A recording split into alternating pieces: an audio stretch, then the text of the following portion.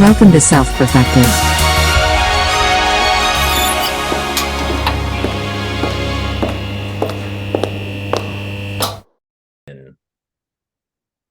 Nice. Look at that. Perfect timing. I'm like, hi. What's up?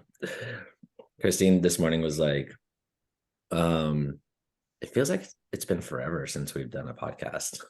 Like, well, has been 2 weeks. Yes. A lot can happen in 2 weeks.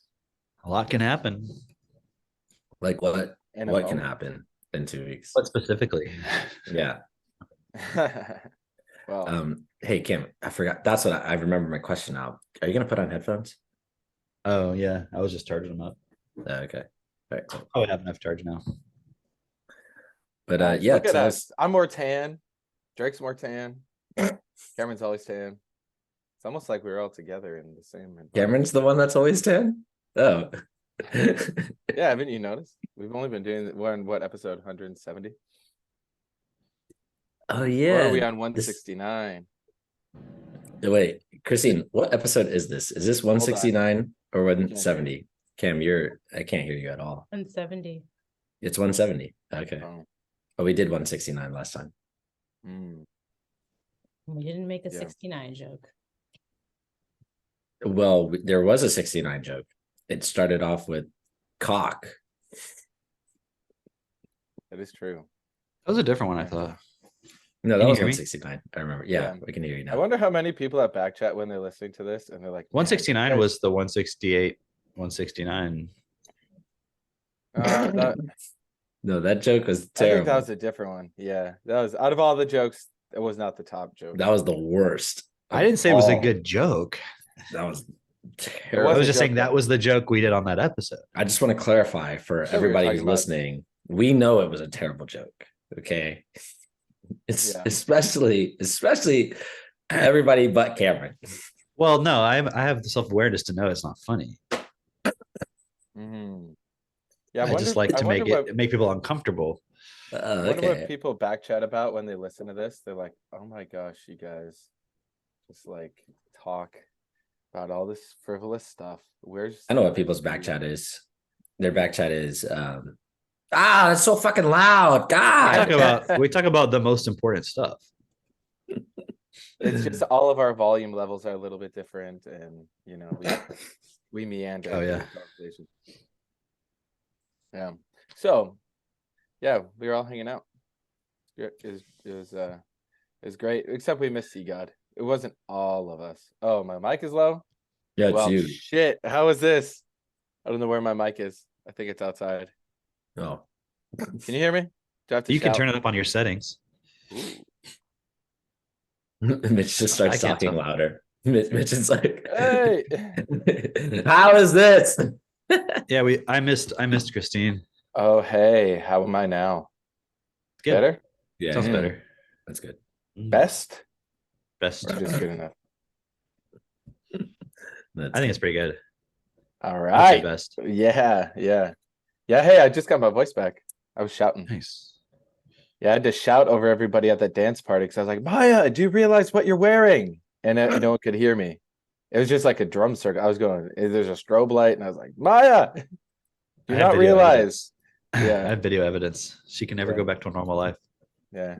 No, that Wow. was great. I'm not saying I would blackmail her. I'm not saying that. You're saying her involvement with this Destiny cult was not enough to get her to not I'm get just a- saying someone might hack my phone and leak it. I don't know. Caius, I could specifically. see, yeah, I could see Kai's doing that. Caius called me the other day.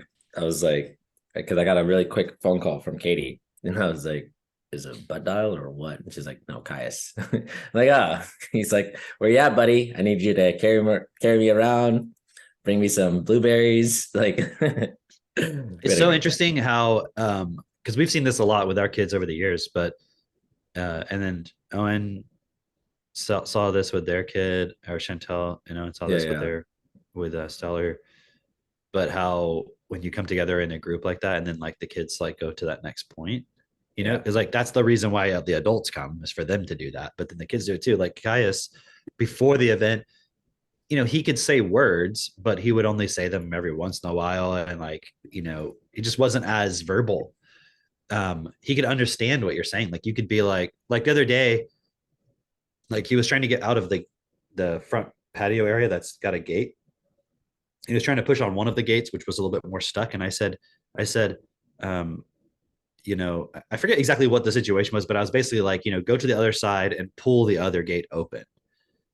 And he understood what I said. He came out, he did exactly what I said. So he understands fully what you're saying. And like I can take him around the property and like point at things, or I'll say like, where is the whatever? And he'll like point, you know, and go, like he knows. But he wasn't really that verbal. He would say some words, but usually not. It's like he could just point to us and we would understand him, you know. But now it's like he's speaking a lot more. Like you can see the shift, right? That's cool. Because he's actually very like it's really easy to communicate with him, even though he's not speaking. Right. Yeah. Like it's obvious like what he wants and everything. And it was so funny because there was one day, one moment where like somebody came up to him and he pointed towards like the door. He basically pointed them towards the door, and then he would just do this motion like, right? And then they were like, I should go out there. And he's like, yeah, he does that. Yeah. And they just leave. And then somebody else came up and he did the same thing. Just like, go, maybe you'll leave me alone. It's hilarious. But yeah, but no, I was playing with him quite a bit, and he would come over to me and just go, and I'm like, you want me to pick you up? And he'd like shake his head yes, and I'd go like, well, can you say up? And you go, like, he goes, right. He says, that's what he says. Yeah. Exactly. And but he really likes to go, like you were saying this before on the podcast, but he was doing this to me all the time. He would just like turn to me and go, bah. Yeah. That's like our deal now. He's like, bah. I thought that was hilarious. He'd just go, bah. And then if you do it back to him, he'll go, bah, bah. Yeah, it's so cute. Yeah, but dude, it's cool. How old is he? It's like you guys figure it out. He was born in February 20th, 2022. He's like 3 months away from being 2. 21 months. 18, 19 months, right? 20, 21? 21 months. 21? Yeah, because there's 23 months until February. Oh, okay. All right. Yeah. Thanks. Were you a math major, Drake? No, not at all. Oh, okay. I didn't think so. No. I'm better at math than a lot of people, so they think I thought no, I was. I know you. So I was gonna figure out what was the joke. Yeah. No, but anyway. Okay, so 21 months, right? And that video that you made the other day of him just pointing to all his body parts of like, where is your nose? And like he's pointing, or like, where are my eyes? And he points at your eyes. I thought that was so cool because when I was there in the kitchen, Katie was asking him those kind of questions, right? And she was doing it with, okay, where is Drake's nose? Where is Keith's ear? You know, like, and just like he was able to do that with other people, which is amazing, you know, not just like, oh, I know all the different body parts, but I also understand who you're talking about and where that body part is on them. Also, how many people he learned their names, like where I could say, like, where's so, like in a crowd, I could be like, where's so-and-so? And he would point to him and I'd say, where's so-and-so? And he would point to him. Like, I was like, wow, he knows that person's name now. That's crazy. Yeah. He's like, it's just really amazing how. Also, you know that video that you're talking about, the body parts? Yeah. In it, you know, and I said, where is your, I said neck and cheeks. And he didn't know those. Yeah. So then we watched the video afterwards. And as we're watching it, like, and I said, where's your neck? He goes, like, he's watching the video. He goes like this. And then he's so like, cool. And it's like, where's your cheeks? And he starts going like that. Like he learned it like that quickly. Yeah, it was pretty cool. He wanted to watch that video over and over. It was so funny. And then like the whole time he was mimicking it the whole time. Like it was like he was mirroring. It was so funny. You know what's really cool is I was talking about this at the event. which I don't know if we made it really clear, but there was an event in Texas, the Techno Tutor event, and it is a limited event, and it is it's literally a family reunion. It is a family reunion. In fact, my mom was making this point of, she was telling me how during the dance party, she was like going to Katie, like, all right, I'll see you later. And Katie's like, where are you going? And she's like, going back to the B&B. And Katie's like, it's time to dance. Like you're gonna dance, you're gonna really do this again. And my mom's like, do what again? She's like, you literally came up to me last year during the dancing and asked me for a ride home. We're not doing this again. Like, come on, like this is your family, hang out, have a good time. And my mom was like, oh snap, like you're right, this is my family. And she's like, oh man, I didn't even realize. It was so cool because we were talking about this yesterday, and my mom was like, yeah, I realized that when I was younger, I went out to some club or whatever, and my mom came to get me with like her hair, a mess, basically. Like, in the Hispanic communities, they use like these huge freaking rolls, and they go to sleep like that, and they'll put like some weird stuff over there. So anyway, her mom came to get her at some club, and it was super embarrassing to her. And so she's like always trying to get home before midnight, before her mom shows up in a pumpkin, basically. And she's like, she didn't realize she was unconsciously doing this. But then I brought up the point of like, how family relationships have been in the past. And she was like, oh snap, yeah, like I was trying to avoid family, and I didn't realize like this is the family that I actually want. Like this, like it was a big point for her. It was really cool. So yeah, it really is like a family reunion. But damn it, I was gonna say something different, but I forgot what I wanted to say. Got so excited. That was cool too, because this is the first time I've had Aristotle at an event where he's able to like actually really interact with people. Because he was in San Diego, but it was more he's just like crawling around Still and too everything. small, yeah. Yeah, and now he's at the point where he's like bigger than some of the kids. And it's so cool to see, because there's like a moment on one of the last nights where I think I was playing chess against Cameron, and I debatably did the greatest against Cameron out of everybody. So just what was it? Make that be known. What happened? I did the greatest out of anyone. No, but what was the Cameron. result? A draw. Oh yeah, I can't remember. Yeah. Did we end it, or was it a stalemate? It was a draw. Well, like it was unable. It's like you could not pass. I think it was a stalemate. I don't know the difference between a draw and a stalemate. Well, stalemate is like you don't have any legal moves left. I think that was what it was. There was draws, two kings. Like you're like, okay, let's end it. Yeah. So, so that was great because Karen's. But I also stalemated with Keith. It was like the exact same and Josiah. Thing. Oh well, Keith and Josiah have to play. So I just don't want you to get too much of an ego about it. Well, too late. So I was like playing with I was playing with Cameron, and then I was like, you just hear like kids kind of like screaming and having fun and whatever. And then I looked over, and it was like I see Aristotle run down a hallway, and then I see like Maddie going with him. And then I see him go somewhere else, and like one of the German guys is with him, and he'll be like picked up by some other person. And it was like I didn't even have to have a second thought. It was like, okay, I just want to make sure he's here. Jess has an eye on him. But it's so cool, because where else could you possibly be where everyone around your kid is not just like neutral, but they're actually adding to him.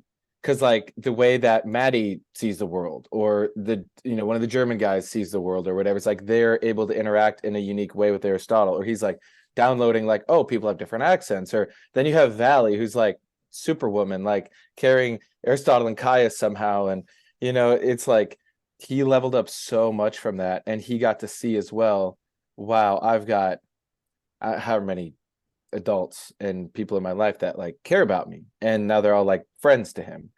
And that was just so freaking cool, because you think about it, like for anyone listening to this, whether you don't have kids yet or you do have kids, at some point you realize you want the best for your kids. You want that community. Like you want them to know what it's like to interact with people from around the world. And I saw one of the bigger shifts I had was coming back here, realizing, oh, we have a little microcosm of this here and now it's like even more motivation to build that, where every weekend we can have an event like this here and get it even bigger here locally because it's limited at the ranch. So that was like a really big insight I had. Dude, I just remembered what I was going to say because I talked about this at the event, and it was this point of like, because of this community, because of the tools that we have, because of specifically the support that I got from Cam and Avery, I have, the relationship that I have, and now we have a beautiful daughter, right? And it's so cool because I'm seeing now, like even at the event, we're seeing like how everyone's growing. These families are growing. These kids are being brought into not just being brought into our community just because, but like they're being brought into a life where their parents are really raising their children seriously, like really presenting their child with the very best that they can, and not just like a, oh, I'm doing my best, but like, no, where can I like actually change myself and do even better than my parents, but not just better, but like the very best that I can possibly give my children.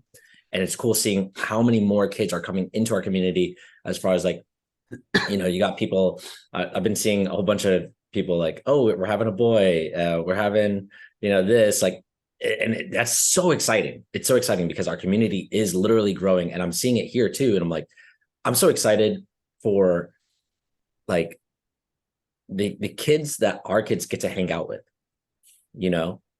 and influencing other people around us to, hey, like someone in our community here locally just got married, and it was something they wanted to do, but we were able to support them with like, hey, if you're going to do this, do it right, and here's some of the things you need to consider. And they're like, so grateful. And I'm sure soon they'll be having kids too. And I'm sure, there's other people in our community that have young kids that we're bringing them in, we're reeling them in as well. And that to me is super exciting, specifically because of the responsibility that I have towards our family and specifically our kids, of making sure that they have friends that are not going to be dumbasses, not going to be dumbed down, not going to be like completely retarded just because their parents are just going along with the system, but that they have an opportunity to like have people that are equals to them. And I know we have that within the greater community, but to have that here locally as well, that's what we're building. Well, and a really big part as well is like, I think we can all imagine, those people who are like in the system, but they're like trying to do the best for their kid. So like they're going to piano practice, and I got them in extracurriculars, and they're in student government or whatever. And it's like, they're just so trapped because that becomes the person who's like, they become valedictorian and they get a good job at Wells Fargo Bank or something. And it's like, it's just a completely different starting point. And as the parents do the process too, it's like, we're not just creating another generation of system slaves, but it's actually like learning how to build business and also how to live in alignment with life, because we value things like homesteading, raising animals and all that. But then you also have the whole destiny piece. So you understand like, oh, this is what it's about. I want to speak to that a little bit because I think sometimes, well, I realized for myself, sometimes I can come off as like, as if I'm not, as if just like an asshole to parents specifically, but it's really just because we have the solution, and it's really easy when, if you're like cooking for someone and they're like, oh, like you're cooking for your child, and they're like, this food is gross. It could hurt, you're like, well, this is all the food that I have. You're going to fucking eat the food, right? But if they can be specific about like, if someone can and have a specific criticism of it's too salty, pull back on the salt, then there's no need really to take offense at all. It's, oh, I know what I need to change in order to make this good food, right? And I'm bringing that up because we have the solution for parents of, hey, you don't have to do this with your kid. You don't have to be this way with your child. You don't have to force them into all this stuff. And I know for a lot of parents, that can be a very sore subject, because I was talking with someone yesterday and they were saying, well, what if we just asked, because we were just having a one-on-one chat, and they were like, they want to share this with their siblings and, share the community. And he was saying like, well, what if I just say something like, do you think your children appreciate you? And I was like, that could go either way, that there are some parents, sure, that are like, no, my kids don't fucking appreciate me. Those fuckers, whatever. Right. But then there are other parents who they're going to not want to face the fact that their kids don't actually appreciate them. And they're going to be like, of course. And they're going to want to suppress all of that, because that could bring up a lot of hurt for them to face the fact that they don't know what they're doing, and their kids don't actually appreciate them. Where, on the contrast, we have like one of the first things, Melissa, when she got techno tutor, one of the first things that she shared was just like Arya saying like, I love you. And her asking like, what do you mean by that?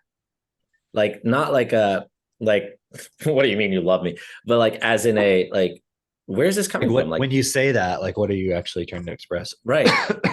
And Arya was like, basically, she said something along the lines of like, well, no, I love that you teach me things. I can learn with you. Like basically her world is expanding because of her, and she's able to recognize that and appreciate that, and it's like, that's real appreciation. I mean, think about the average parent. Like, they put their kids in daycare, they put them in school, they take them to the doctor. They take them basically to fast food all the time. They just do Christmas, they do Tooth Fairy, they do Easter Bunny, all that stuff, Halloween. The child only appreciates the system at that point, because what is it that you're uniquely bringing to the table here, other than just basically going to work for my survival? Like, because none of it's creative, and I'm not saying you have to reinvent the wheel, but it's like, you're just doing Christmas. Okay. That's what everyone else is doing.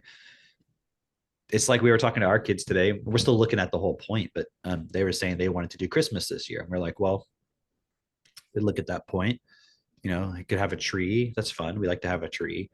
But why do we need to put a bunch of presents under the tree, where it's like your subconscious focus is on like, I'm going to get these presents. I'm going to get these presents. Is that necessary? Okay. If you still want to do presents, maybe we just pick out a few that you want, and then that day we put them under the tree. Like, we're kind of like looking at what's the best way, because we already tested out last year the leaving them under the tree thing, and it's like, you could see what it creates even in children that are supported effectively. It's like it's like this specific system, right? And so it's like, it's interesting too, because our kids tell us they love us all the time, and it's not oh, you're leaving the house, I love you too. Like, we don't do that stuff. It's like, it just comes out in moments where they're like just expressing their appreciation, Another thing I was looking at too was that, you guys remember that Pink Floyd, I remember that video when I was a kid, The Wall. You remember that video? I don't remember. Was it like a full movie, or like more like a music video? It might have been a video, or I'm not sure, but a movie or something. But there's like this part where I remember there's like these kids going through like almost like a factory or something like that, or I don't really remember the whole thing. It was a long time ago. But it's like just another brick in the wall, and they're like, hey, teachers, leave those kids alone, right? Mm-hmm. And I was just looking at that point within the context of what Drake was saying, because it's kind of like, oh, it's the system doing it to us. And it's like, no, you're giving your kids to the system. It's not that you're doing it. It's like if you take your dog to get groomed and they don't like the result. Yeah, you didn't groom them, but you took them there. You know what I mean? Like you're the one who did that, even though you didn't do it. You just gave the responsibility and the authority to somebody else. And so this idea, like the brick in the wall thing, kind of is staying in a sort of a point of blame of the system. You know what I mean? Instead of and so like what we're doing and supporting everybody and each other with is like take responsibility, educate your children. That doesn't mean you can't outsource anything. Like if I'm the one that's going to teach every single thing about chess to my son or my daughter, like they're going to be limited because you know what I mean? I don't have the time to study that they do. Yeah. And if they were like, hey, they're at a certain level, I want to get a chess coach. Let's find somebody who's really cool. It's not that you can't have you know what I mean? It's not that you have to figure everything out and do everything yourself. But, even like with that Chess Kid website, just sticking the kids in there and not having any kind of like awareness or anything, it's like they're advertising to the kids. You know what I mean? That's like on chess.com, there's like the Duolingo partnership now. And like they have the Duolingo bots. And Max is telling me about Duolingo, or he was saying something about Minecraft the other day. I'm like, how do you know about Minecraft? And it was something from something he, saw on, I don't know where, Chess Kid or something, right? But it's like, you have to really be aware of what systems you're putting your kids into. And it's not that you can't utilize the systems, but you have to still be aware and support and so forth, right? And I think what most parents think of that as, I'm going to put my kid in school, but then I'm going to check in and I'm going to go to the parent teacher conference. I'm going to ask my kids how they're doing at school. And then you have now all these parents going, I can't believe what they're teaching my kids in school. Yeah. It's like, but you put them in there because you didn't want to be the one to decide what they get taught. Yeah. Rude awakening, but a necessary awakening. Yeah. Let me finish what I was saying. Like, I know that we can come off as like being, well, me specifically, I can come off as being an asshole to parents, but it's only because we really care about the kids. Like, I really care. And like, we have the solution. We can change that. And like, like, I'm just calling out like, hey. Yeah. But even saying being an asshole, it's like, well, Gordon Ramsay can come off as being an asshole. And it's like, but no one gives a shit. Do you know what I mean? Right. It's like, if you react to it, everyone's like, yeah, you're the idiot. You know what I mean? Yeah. So anybody's reacting to you, they're just being an idiot. They're just defending the system and they're defending their own bullshit. And they're just being spiteful, actually. Yeah. So, what else did you want to share some more stuff about the event? I mean, I'll share something. LaTanya can fucking shoot. Okay. I was just impressed with like, she was just like out there and that clay went up and she was just like, bam. It was a big upgrade from the first time she shot last year. I don't remember last year. What did she do last year? When she shot like it was like the 208 or 308 or whatever. And she was just like, I was like, whoa. So then she gets up there with the shotgun and like hits the clay, like probably I think first shot, right? Yeah. First shot 3 times in a row. And I was like, damn. I went up there. It took me 4 times just to get one. But no, that was it's cool to give people that experience, because I was talking to some of the Germans, for example, and they'd never shot a gun. And I was asking one of them too. He's like, yeah, just as soon as I heard there was going to be guns, he's like, I started having back chat of like, what if someone goes crazy, like all this stuff. And he's like, I could see it didn't make sense, but he's like, that's what I was thinking. Yeah. So it was really cool because then it opened up an awesome conversation. We were having a conversation, I don't know, Sunday or Monday or something in the kitchen where a lot of the Germans were noticing how fucked up their laws are and how fucked up their just collective programming is, of like the push against guns and the push against homeschooling. Because right now, if I understand it correctly, you cannot homeschool in Germany at age 7 or whatever. Just so you know, Germans do not describe it that way. I've talked to a few Germans. Describe what that way? That you can't homeschool in Germany. I'll tell them like, oh yeah, it's just the anti-indoctrination, plan. I'll say like, you know how you can't homeschool in Germany? They're like, you can't? Like, oh, you can. Like, don't you have to go to school? And they're like, Yes, but that doesn't prevent you from homeschooling at home. I'm like, You can still also teach your kid in the the extra hours after the 8 hours they were at school. right. I'm like, what the fuck? Uh, That doesn't make sense. yeah. That's So it was so cool because it's like they were seeing the point for themselves of, okay, this is what the next level looks like of taking on the system. Because like for everyone who's listened to this podcast more than once, right? You realize our purpose here is way beyond just ourselves and making our lives good. It's about fundamentally changing the world, changing the system. And that's why this is the ultimate point. It's self-perfection. And it's cool because you could tell we're all like at this next level of really, okay, what does this look like? And the Germans were able to see it for themselves of, oh, the answer is you got to get really rich, you got to get really influential, and then you either pay the fines for homeschooling or you get enough people together to change the laws, because it's also possible, right? It's just a law. That's all it is. Yeah, And it could literally change overnight.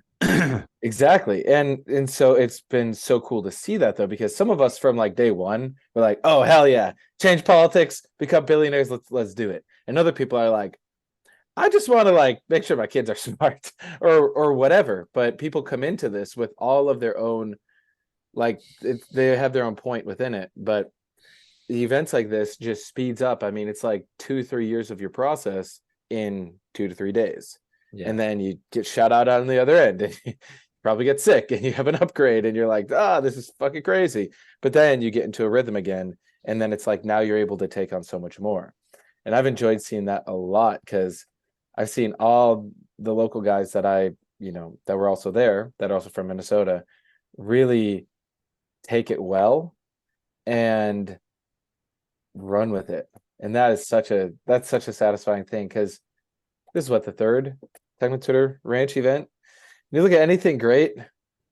Was it obvious after 3 years it was going to be super great? I mean, to some people, yeah, but to a lot of people, it's still like, okay, it's like building and growing. But we know where this is headed, and that's fucking exciting. And it's fun too, because you don't see exactly how you're going to get there. But you know why you're going to get there. It's really like Davos, like, but like the best for all Davos, right? Like not in that it's like, oh, so opulent. Even though we're doing cool things like shooting clays, like I feel like that's a rich person thing to do.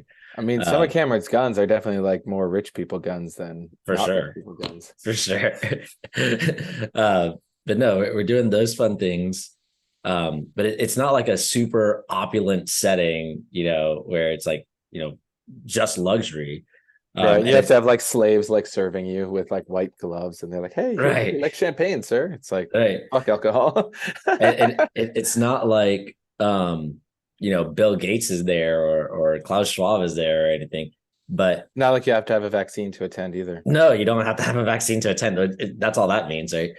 But it really is the changers, the future world changers attending this event. And it really is like having that network and connection of, hey, this is the new 1%. And I mean that in the sense of like, we are the ones who are going to be responsible for making big changes in the system. Does when you go to Davos, people might, I know people will listen to what you're saying and be like, oh, that seems like they can't see what you're saying, right? It's okay. I couldn't see it.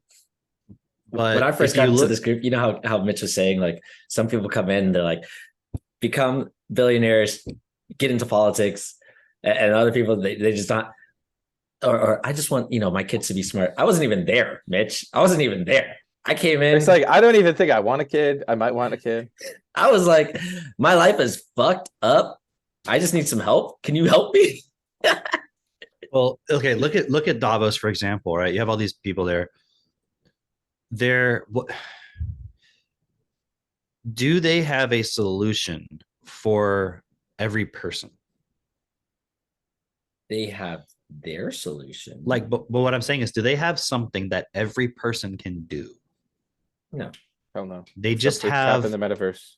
They just have their networks and money and the desire to create control over everybody. And I'm not saying it's always necessarily from a nefarious, like I'm sure many of them, or some at least, like, or maybe all of them feel like what they're doing is best for people, right? In the context of it's the only option they have. So best in that context, not actually best, but just like, I mean, given what they understand in their programming, it's the best that can be done. But if you look at it, it's just ways of using, look at everything they talk about in there. It's ways of using technology and laws to control everybody, to prevent too much chaos and to control things more. It's not to find a way to bring everybody up to a level like where they're at. That's certainly not the point. And even if that was their intention, which is not, but even if there was, they don't have a way to do that because all they know is how to use systems to control. They don't know how to use systems to educate, plug every person into, right, to educate themselves. And that's the difference here. So someone might look at what you're saying and be like, well, what are you talking about? Like, these are the people who are going to change the world. But it's like, are the elite at Davos changing themselves? No. They're just going with the pre-programming and the education they have. They don't know how to change themselves, and they don't know how to support the people to change themselves. And that's the difference. And that's why this is a solution that isn't. So it's not about the opulence per se. It's funny because people would say, well, if you were a billionaire already, I would listen to you. And it's like, well, go talk to a current billionaire and see if they give a shit. See if they give a shit about you. Yeah. See if they give a shit about anything, really. And it's like playing chess. It's an interesting point because when you play it, you know, everyone always says like, oh, the world to the elite is like a chessboard, you know, and like, and you hear that. But when you actually play chess, tell me if I'm wrong. If it means you will win, wouldn't you sacrifice your queen? Of course. Wouldn't you sacrifice essentially every last single piece of the board except say 2 pieces? Yeah. If you can win. Like I've done it. Like I'm like, okay, I know how to win with the queen. Let me just give them all my other pieces so I can make sure I don't interfere with my ability to win with the queen, you know, and the king, right? Just as an example, right? But hey, I can't say I've ever done a queen sacrifice, but I've sacrificed my rook on purpose and then checkmated in 2 moves later, you know, which is a relatively powerful piece, right? So you could see how, oh, that's what they mean. It's like, yes, it's a chessboard. You're thinking moves ahead and all this, but also if an entire population has to be wiped out to move something forward, or everyone has to be put into a point of control or whatever the thing is, they don't care as long as they win. And also you learn about points. You know, it's like, should I do this move? Well, how many points will I get? And so it's like with the open AI thing, we can talk a little bit about that. Oh, yeah. It's like, can I make money with it? Can I get more control? How much more points of control and money can I get? Not what would actually be best for everybody, you know? And so everyone's racing to create this artificial general intelligence. And, you know, a lot of people are concerned about it. Like, is it going to be a problem? I mean, it's certainly not going to be best for everybody the way it's being done. Let's put it that way. Do you know what I mean? Because where in any of it is there a starting point of what's best for everybody? No one has that starting point. So there's no way it's going to just, well, who knows? It could be a really great thing for humanity. Like, what do you mean it could be? Like, if you're saying it could be, then it won't be. It has to be like it's going to be because we're directing it that way. Yeah. Yeah. It's interesting, like with the open AI thing, because well, a lot of people have no idea what you're talking about because they're not paying attention at all. Yeah, okay. Can you give a quick like update? Because I saw there's something with Sam Altman like leaving and then coming back, and I haven't really. I'll be right back. Yet. Okay, so basically, many years ago, Elon Musk invested in OpenAI for them to figure out this AI technology, and then they had a falling out, Elon Musk and OpenAI, and Elon Musk has been talking shit about OpenAI ever since, right? Sam Altman, who is the CEO of OpenAI, or at least he was the CEO of OpenAI until they fired him all of a sudden.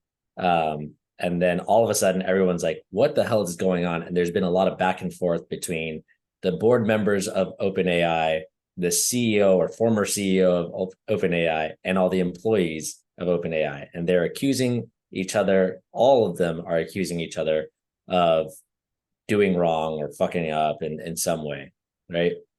And so Sam Altman, the former CEO of OpenAI, then was hired by Microsoft very quickly. And then he got sent back now to OpenAI. So now I believe he's the CEO again of OpenAI. And this has all happened within the span of like 2 weeks, right? And there's been a letter that's been, sent to Elon Musk that was saying, here's what's actually going on. This is from one of the board members. We're afraid of Sam Altman because he's been doing some nefarious things or whatever.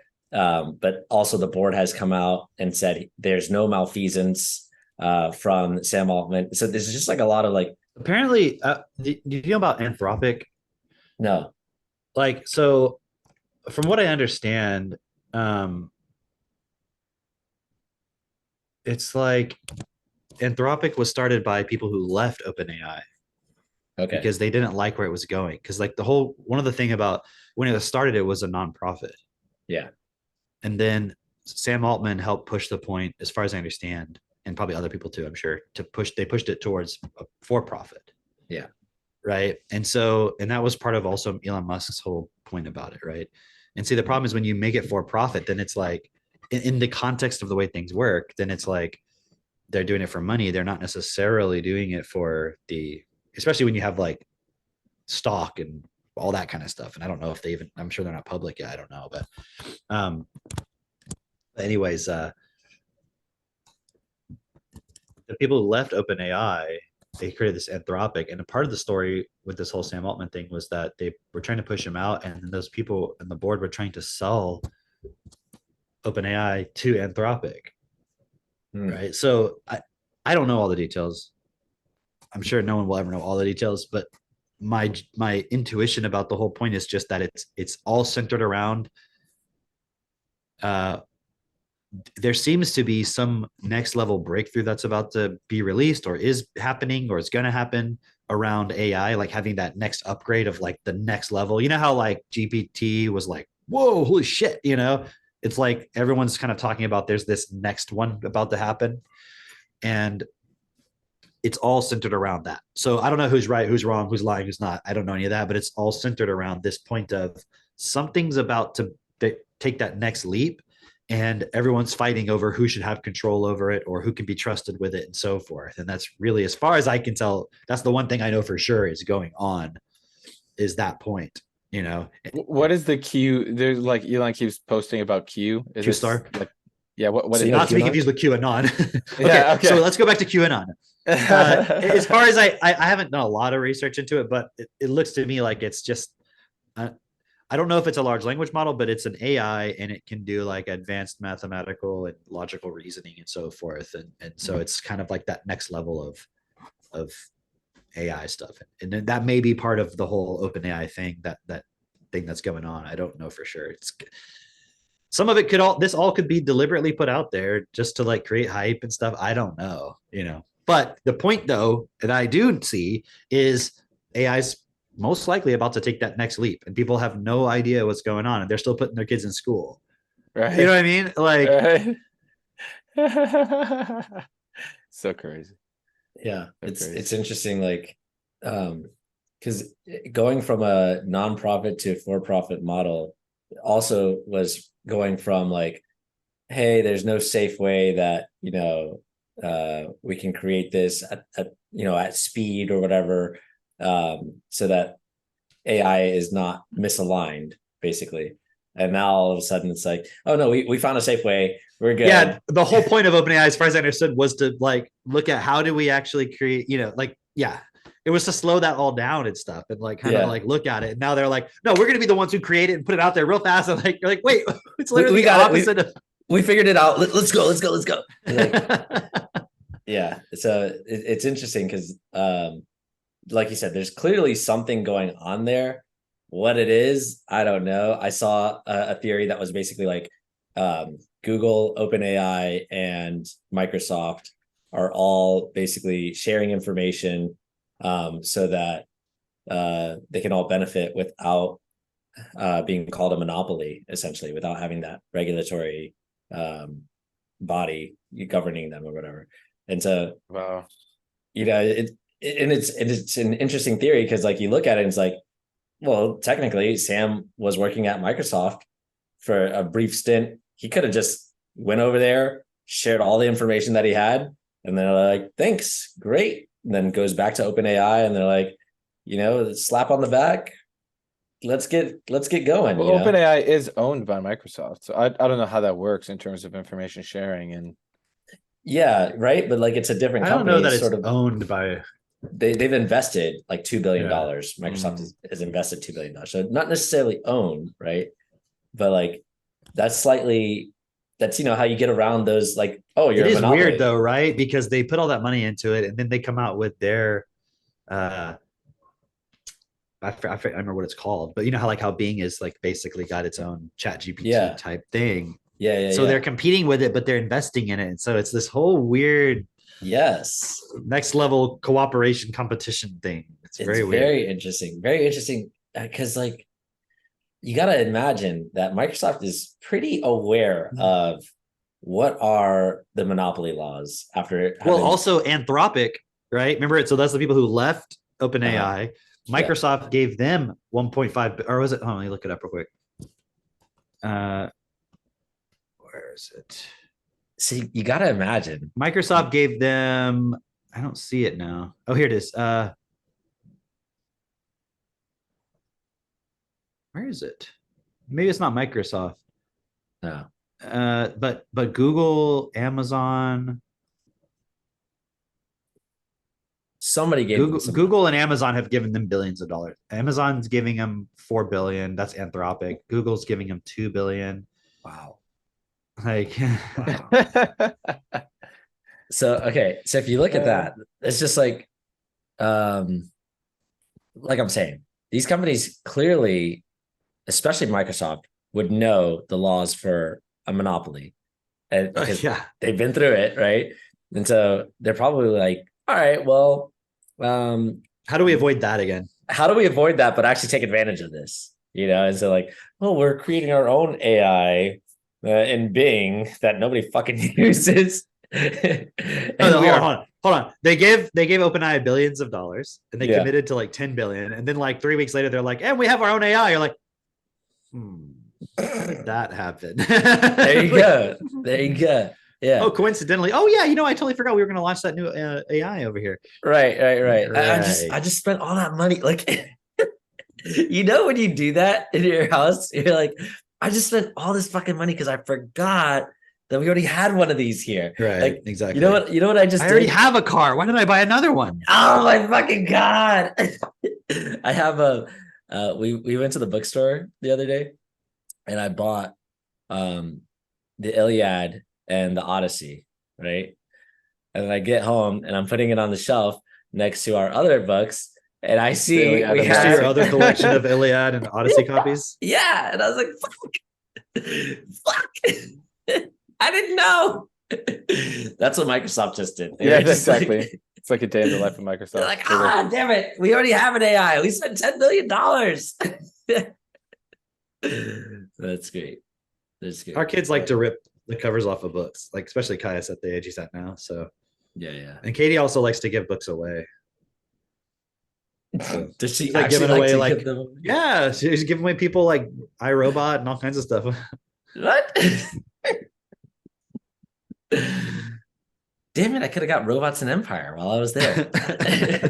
Cameron's house is basically a giant bookstore.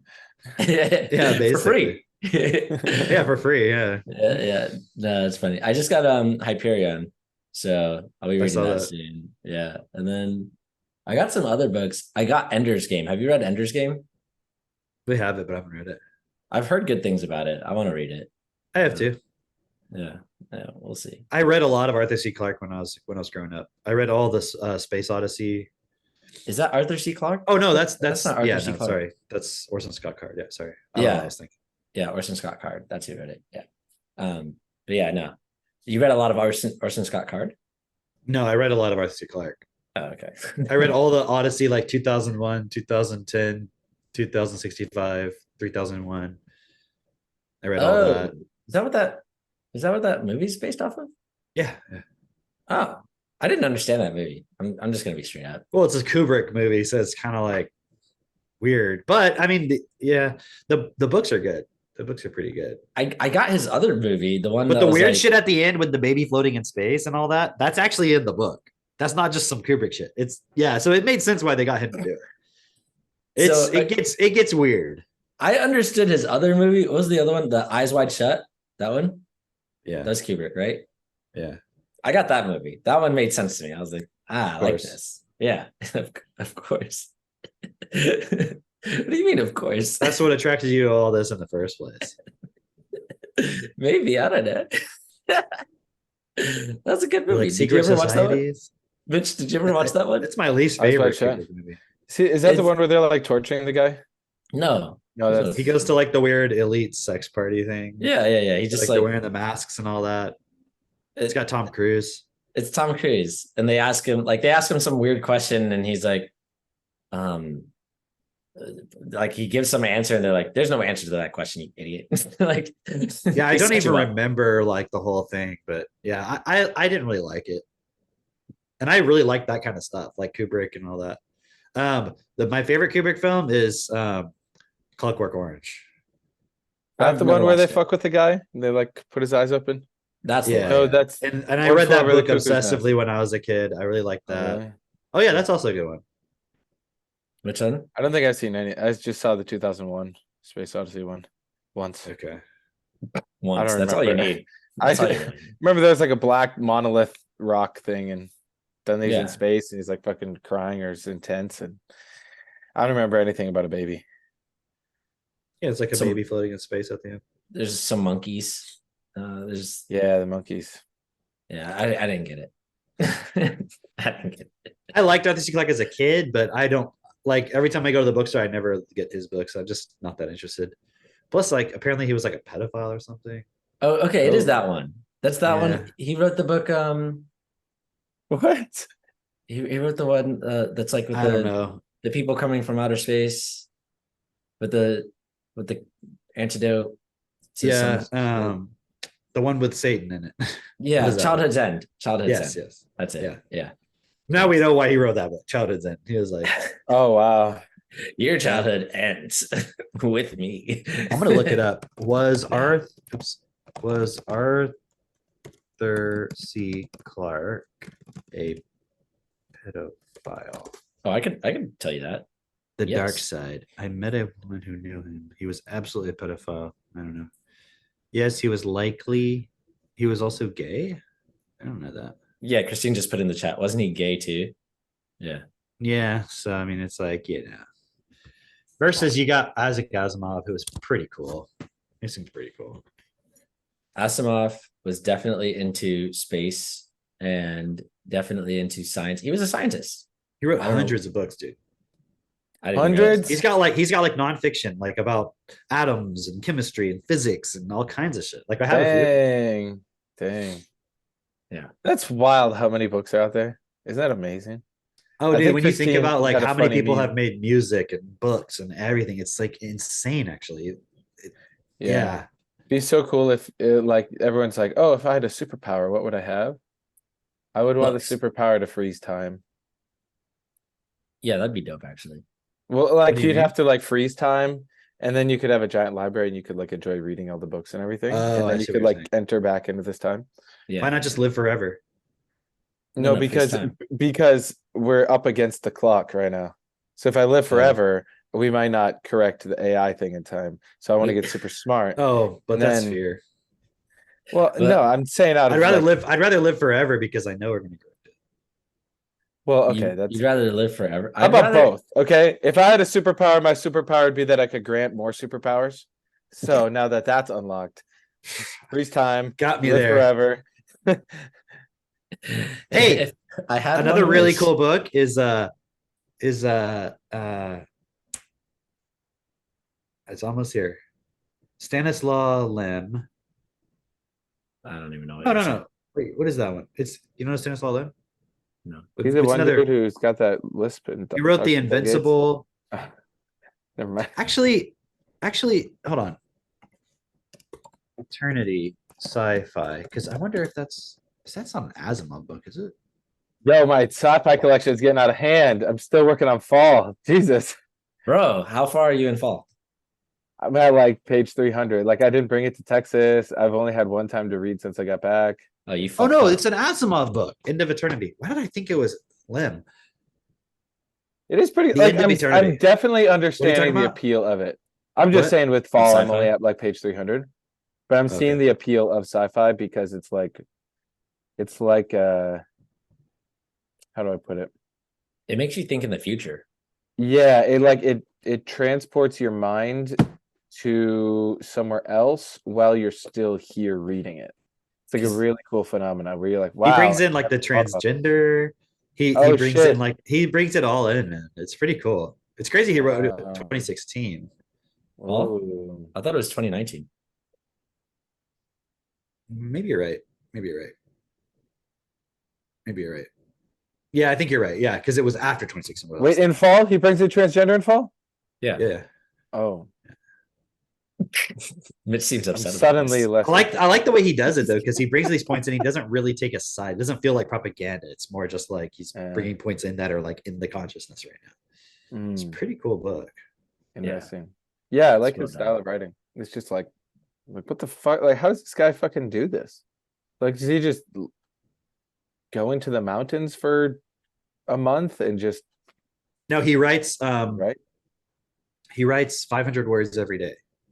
Oh, Oh, I think that's what it is. I could be wrong about the number, but because then I you knew wonder that. too, does he like it's just very fascinating to me. Then does he write it all through and then go back through and edit? Because there's so many clever little things. You're like, there's no I'm sure fucking things are way. edited later, but he's like Yeah, I was watching an just so interview and he clever. said he just writes every day, and then after a year he's like, you have enough for multiple novels. wow. That That's makes very sense. fascinating. Whatever the number is, I forget, but it's like some disciplined point. Apparently, cool. he has an interview with Lex Friedman that I did not Really? know. Yeah, On his podcast on Lex Friedman's podcast. or like an underground podcast? Yeah. No. What?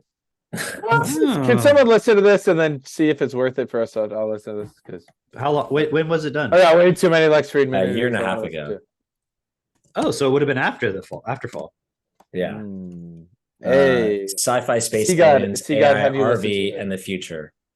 This is number 240. Oh, yeah. go. All right. Nice. Jeez. Sci-fi space aliens AI VR in the future. Wow. Yeah, Nice. it'll be cool to hear him talk because, dude, He was Lex the first. Friedman looks He was like the an first AI. employee of. He was the first employee of Blue Origin. Yeah. What? Yeah. Crazy. Neil right? Stevenson was? Yeah. Wow. Dang. Okay. See, like Lex when Friedman- you're a billionaire, you could just be like, all right, I want Neil Stevenson to like be on a company. You guys, Lex Friedman looks so much like that AI version of himself. Jesus, he's like the perfect system implant for this. It You looks, can't tell if it's the AI or not. yeah, like it looks like that metaverse thing he did with Mark Zuckerberg. Yeah. So Oh, anyway, jeez. Let's spend the rest of the episode just like watching that podcast.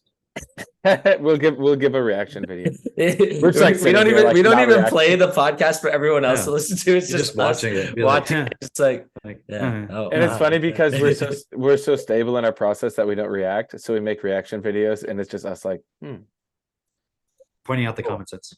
cool, not cool, cool, not cool. Yeah. Okay. What else? I mean, Yeah. I got a lot. I got a lot. I of like great- that. I like that. Lao Tzu thing you were talking about. I was gonna ask about that. I was gonna ask, should I read that? The difference between Drake and any other pastor is he's not restricted to one religion. Yeah, he I could don't. draw from. He could draw from anything. So I'm gonna Like read. the universal pastor. I'm gonna read to you guys some teachings from the Far East. Okay, all right. This is what you need to hear. Dao De Jang, or what are we talking here? That's right. Dao De Jang. Dao Te Ching. Ooh. All right. Can we just like pronounce these words not at all how they look? Hooked on Dao- phonics did not. Hooked on phonics did not work for Lao Tzu. Dao Tao See that? T. That's the D Okay, right use there. your phonics. Yeah, use your Dao. phonics. Dao, de, jang. All right, jang, Phonics. jang. Say it with me, kids. Dang. Jang. Dang. All right. Spider. Ah, a spider. If you know, you know. A scary spider. But no, I picked this up literally like 2 days ago. That's literally the and- only thing the kids will remember. They don't remember the Literally, it's lesson. the only thing They I just remember remember from the that video. time my weird ass teacher was afraid of a spider. Right, right. Man. Oh, dude, you know what? We have a bat outside. I'm sure it's dead now, but it's been there for like 2 days. Just like kind of bats in huddled. Florida? Oh yeah, we got tons of bats here. Like especially in Huddled? this neighborhood, at dusk, the bats go crazy. They're all over the place, and they're You like, kind of give me Batman vibes, Drake. "I'm Batman." Kind of like got that Batman voice. What? No, I don't speak like this. Drake is Yeah. more of a Darkwing Duck. No, that actually makes sense. Wasn't that guy's name Drake or something? Ooh, Was clever. it? I feel like it Christine? was. Christine, would you look that up Fact for us? check. Yeah. Darkwing Uh, Duck. What's his Here in actual name? Texas, okay, in Austin. Have you been to Austin, Mitch? No, I've never I'm been very to Austin. intrigued. There's I would this like to go to bridge. There's this bridge over the river. I don't remember which river it is. The Brazos? I don't know, but I don't remember which river it is. And we used to always stay when we go visit. We always stay at the Hilton right there, like on the water. So there's this bridge. You can just literally come out and go stand on the bridge. And like every night at a certain period of like season or whatever, these bats, like a bat colony that lives under this giant bridge, and they would just like flood out like this huge ribbon of bats every night. It was pretty cool. You could just go watch them come out. Dang. Pretty neat. Hope they don't run into you and fucking stab you in the neck and then you get rabies. Somebody watches way too many fucking movies. Just That was even from a movie. That's from You either get that's rabies or childhood superpowers. trauma passed down from my like grandma or something. grammar from your grammar. My From grandma. my grammar. My grammar and my popper. Yeah, I don't know. Bats give me the heebie-jeebies, you know. Really? Really? Yeah. You know, some people are really afraid of horses. Really? I could see because Like- they kick you, but Listen. No, like they see a horse, they like go into terror. Really? Let me tell you about your horse. Okay. Let me tell you about your horse. yo, You know how we Texas so went cool. and we got all the yes, Christine, I know that. Yeah, But we know da- this. Dark, Yes. dark- we're asking specifically for Darkwing Duck. She gives I don't us know some what random Darkwing Duck facts. is. She Is that says a movie? male ducks are called drakes. Like Yeah, what is this? Sounds like you ask ChatGPT a question and you prompt it wrong. Right? Right. Then you're like pissed. You're like, Christine GPT. But Christine on the back end is just like laughing because she's trolling us. Like, So- "Ha, ha, ha, you-" You remember how we went over to the bees? it's more of a and we- grok AI. Or it's Hazel and she's advanced. She's like, ha ha ha, fucking with you. Hazel is pretty cool. Like right now, she's like turning her head, so she'll like follow us with her eyes and turn her head when she hears our voices, which is pretty freaking cool. Because it's like, oh, you recognize us. Does she and grab your beard yet and give it a little pull? She actually like, well, like when I'm holding her on my shoulder, she'll like put her hand in my little goatee here and just like run her hand through it. Essentially, it's pretty cute. But Cam, you know how we went and we found His all those name is maggots? his name is Drake Mallard. Okay, Drake Mallet. Christine, Wow. where are you at? What I was happened? not I that was creative. on that so one. confused. I was like, are we talking about an actual duck or a Oh, man? so you don't Yeah, know Apparently, Darkwing Darkwing Duck? Duck. It's What in is this? A Canada. movie or a TV show? It's a TV show. It's a little. Did this have cartoon. anything to do with the Mighty Ducks cartoon where they were like ducks No. and they would fight robots? No, this was more like a Mighty Ducks was a cartoon also. Yeah, there was a. And they well, were I don't actually know. I don't ducks? think they called them Mighty Ducks, but it was like ducks. It was something where they would like fight each other, and then they play hockey and fight each and they other. would play hockey. Yeah, I remember that. Yeah. No, but That Darkwing probably Duck, programmed me Dynasty. so much. Duck Dynasty. No, not Yes, Duck Duck Dynasty. Yeah, that's it. Okay. Darkwing Duck was Jack like doesn't- more like a He was Donald like a Duck. Batman character. Want to know what's crazy? Okay, No, it's like- not Donald Duck. when you said the word It is. dynasty, Donald Duck. it viscerally brought back this sensation. I can tell I've not put this word through my techno tutor because I heard dynasty and it reminded me of this Chinese restaurant called New Dynasty, where they had served this really good rice in the soy sauce. And then I realized that that's what MSG tasted like. So I like had a visceral response to the word dynasty, while simultaneously bringing it full circle to the Dao De Zhang Chinese. I'm not going wisdom. there yet. Back I'm to not you, going Jake.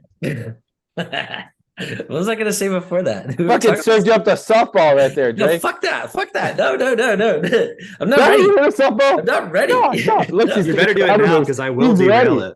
He's No, doing. you know what I was doing talking karate about? I was talking chops. about horses. I wanted to talk about how people are terrified of horses. Let me finish this point. Are you about to drop it into that one Chinese proverb of the man who fell off the horse? I will go there next. But That's thanks perfect for a thank you- parable. thank you for a that. gospel But sermon. I remember so I went to give a bunch of maggots because we found a bunch of maggots. I went to give them to the chickens Where'd you and find the maggots? in the beehive. Right. Oh yeah, those weird hive beetles. Oh, or at whatever. Cameron's house. Okay. Yeah. So I went to give them to the chickens on the ranch, and I was just watching the chickens like pick at the different maggots and just like go crazy, just like start swinging them around and like chasing each other to like grab maggots from each other. And then the pigs came over, and so I pet the pigs for a little bit, and they were watching the chickens. Then they went over to the maggots, they sniffed them, and they were like not interested. And then I just stood there for a while, just staring at the chickens. And then all of a sudden, like I felt this hot air blow on my hand. I was like, I look and like, there's something at my shoulder. I was like, oh, what the? It was Tex snuck up on me. I didn't even He's like, hear him. he's like, what you doing, boy? Yeah, I didn't hear him at all. But like, He loves saw to do that I was- that. he saw I was holding like, something that looked like a bucket in my hand, and he came over to sniff it to see like, is this food? And I was like, oh geez, like If I crouch down to do something when I'm in there, like I'll get like cows and horses like coming up like breathing on me. yeah. It's I can see why somebody would be terrified of a horse because scared the EBGs out of me. But I mean, there's like people who are like, it's like a phobia thing. Yeah, no. I knew this guy, like we would drive down the street and if he saw a horse, he would like start freaking out. Really. It was in weird. the car, he's like, I can't get out. I can't get out of the car. And one of the guys here, I don't remember who it was, but we went in there and then I was like, do you want to pet the horse? He's like, no, I'm afraid of horses. And I was like, why? And he was like, well, because they like can kick you and stuff. I'm like, he's not going to kick you. And then he like went up and started petting him and it was fine. It was Oh, pretty that's cool. cool. Look at that breakthroughs at the TT Ranch Look at that. Yeah. right there. I pet Tex while I was there. And also Texas got that Yeah, he's chill. fascinating brand on his like Texas brand ass on his cheek. butt. yeah. It's pretty cool. It's pretty cool. He's like, I got drunk one night in Mexico and I woke up and I had this tattoo. of myself, of my name. my I got own my name name. tattooed. Now I never forget my name. That's great. All right, so let's see. Ready? I read this and I was like, this is pretty cool. If I were possessed of the slightest knowledge traveling on the Great Way, my only fear would be to go astray. The Great Way is quite level, but the people are much enamored of mountain trails. The court is thoroughly deserted. The fields are choked with weeds. The granaries are altogether empty. Still, there are some who wear clothes with fancy designs and brilliant colors. Sharp swords hanging at their sides, are sated with food, overflowing with possessions and wealth. This is called the brazenness of a bandit. The brazenness of a bandit is surely not the way.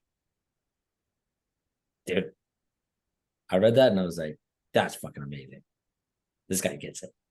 Right? Well, I'll expand. Like I said, we were talking about this before. I was like, Lao Tzu was talking about equality before anybody. Yeah. And it's cool because like he's talking about like, look, you have no food, no one's taken care of, and yet there are people out there wearing these fancy fucking clothes. They've got it all made for themselves. And he calls them bandits. I'm like, damn. Like, and you like the brazenness of a bandit. I love that. Also, I really like the part where he's like, Hey, I have a question real quick. Yeah. It's along these lines. Yeah. But I just look at this point, like, why is it that people who support capitalism are also anti-communist? And when I say anti-communist, let me clarify. I don't mean like actual communism. I mean like even the idea of everybody having what they need and so forth. Like the idea of equality, actual equality. Yeah. Why is it? Why can't you support both? Because then those people won't work. And how am I supposed to have my nice things if you don't work? Isn't that weird? It's like, why can't you have capitalism and everybody is equal? It's weird because it's not even like a point of like, I won't have, this is what they say anyway. It's not like I won't have what I want if you don't work. It's more so like you'll be lazy and then it'll ruin your life. It's like, but my life is already ruined. So why the fuck would that matter to me? Well, they just won't work. And it's like, well, at what level will it not work? Well, we'll all be. What if you just gave them all money? Then they won't work. Cool. I guess maybe wouldn't they get bored? Yeah, maybe they're thinking like it won't be fair to them because they have to work. But you don't have to. You could just be bored, lazy, and get the money too. Well, then where would the money come from? Because nobody would work. So how would the nationalization of resources that belong to everybody? Okay, but who's gonna work at the dump? Okay, who's gonna do that? Nobody's gonna do that because they don't have to. I certainly don't want to. I think that's probably the argument that you'll work there.